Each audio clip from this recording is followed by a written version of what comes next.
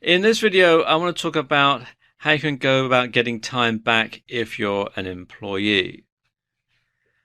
Now, when you're an employee, of course, getting time back is difficult because during the working day, your time is not your own. Other people set your working hours and specify what you will do in that time, and these are for their convenience and not your own. Also, any time saved at work is often filled with more work for no extra pay. So what we're going to concentrate on in this video is how you can get back more of your own time so that you can do more of the things that you want.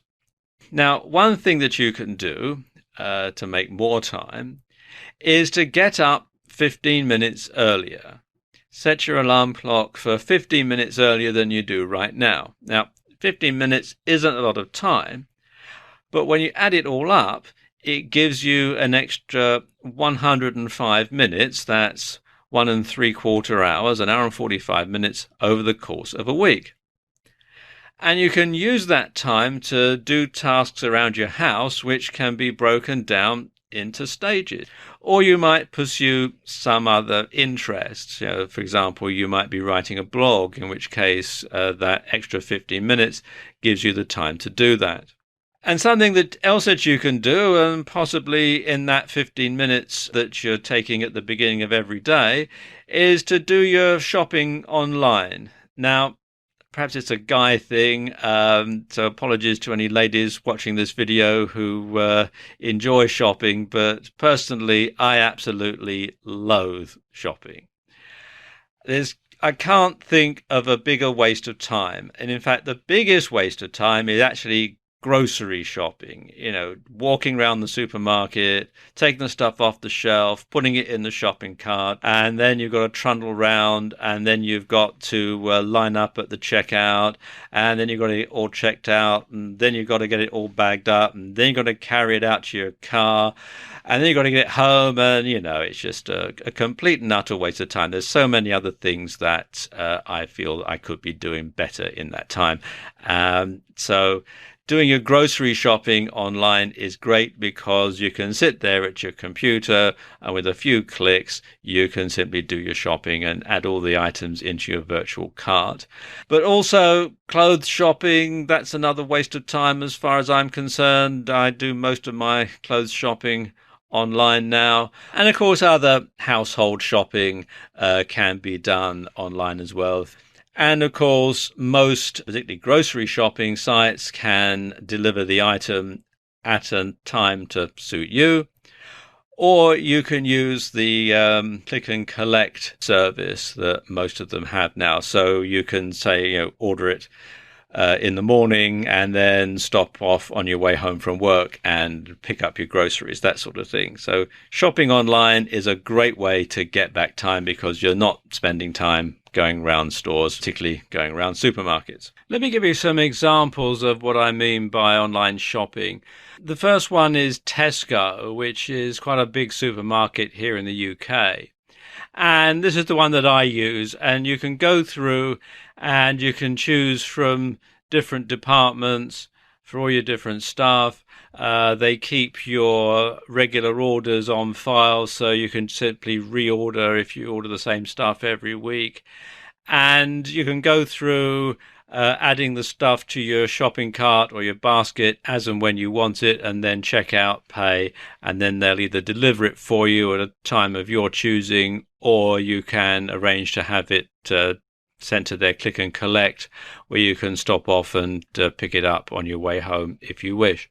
So it is typical of many supermarkets in different countries around the world. Then of course there's Amazon.com, and of course Amazon started out selling books, but now they sell just about everything. And in some places they are actually selling groceries through their Amazon pantry. So you can get all sorts of stuff at Amazon: books, clothing, homewares, anything you really like. And again, they would have it sent out to you, so you don't have to bother going to pick it up.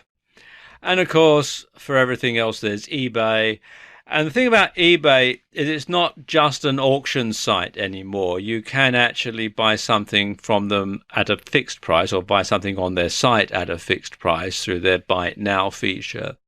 So if you're looking for something, and it's not just stuff that people want to sell that they've already used, it can be brand new stuff. You can get lots of different stuff on eBay and again have it delivered, and it saves a whole lot of time and hassle traipsing around stores looking for stuff that you want to buy. Something else that you can do to save time is to group tasks together. And you can group them together by the type of task. So, say you could have a session where you go through and pay all your bills in one go. Or you can group your tasks together by location. So, for example, you could drop your kids off at school on the way to work. Or you could pick up your dry cleaning and visit your bank at lunchtimes. So you can group them all together and save time that way. You can also find your quickest route to work so that you don't spend a lot of time traveling. Now, if you drive, you can probably use your sat-nav or GPS to find a quick route. But the only problem there is that's what everybody does. So you might want to use a bit of lateral thinking to find a better, quicker route. And a good way to do that is just an old-fashioned map, just to take a look at the map and plan your route out, look for any back streets that you might be able to go through, that sort of thing. Although a good way that I've discovered is to actually use Google Earth. If you use Google Earth, you can look and see how wide the streets are, how wide back streets are, that sort of thing. And you can use Street View to see which streets are one way. You can use Street View to see how narrow the streets are, etc. And you can plan a route that avoids the main roads and all the snarled up traffic and cut down your journey time considerably. If you use public transport, then you should look at a route planner. You can find those online for most transport systems. And of course, you can consult timetables to make sure that you don't spend a lot of time hanging around. Now, something else that you can do if you work on the road, if you have to make sales calls and then your working day ends at the last sales call and you have to make your way home on your own time from wherever you happen to be, is to group your sales calls efficiently.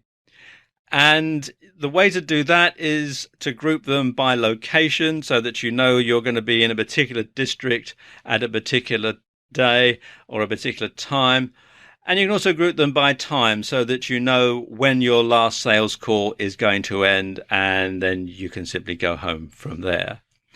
So it's just simply by planning, thinking a bit outside the box, you can make sure that you have extra time without impeding on the time that you spend doing your job, but you can actually spend more time outside of work doing the things that you enjoy and the things that give you pleasure. So there you go, just a few ways that you can get time back if you're an employee.